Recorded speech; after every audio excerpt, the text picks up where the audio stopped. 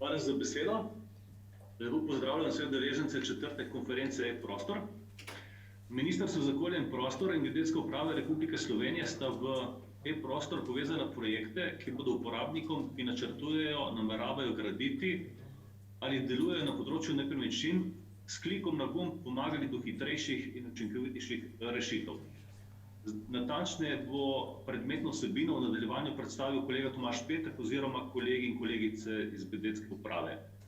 Zavedamo se, da lahko s kakovostnimi in enostavno dostopnimi informacijami v prostoru, ustreznimi procesi ter elektronskim načinom poslovanja na obeh administrativnih ravneh zagotovimo večjo preglednost in učinkovitost na področju prostorskega načrtovanja, graditve in upravljanja z nepremičninami.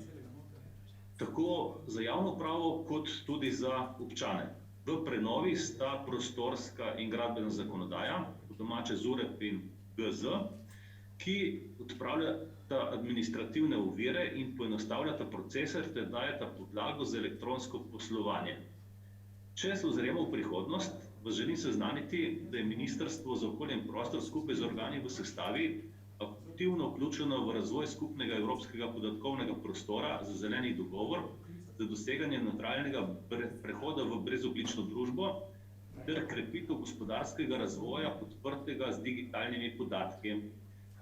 Cilje zapisane v strategiji EU za umetno inteligenco in direktive o odprtih podatkih in ponovni uporabi informacij javnega sektorja bomo namreč dosegli samo z dosledno uporabo in nenehnim razvojem novih tehnologij ter izvedbi zelene in digitalne preobrazbe slovenskega gospodarstva in javnega sektorja. Zato je MOP v predlog programa Sklada za obnovo v sklopu Digitalna Slovenija vključil tudi projekt z naslovom Zeleni slovenski lokacijski okvir, poznan tudi kot e-MOP.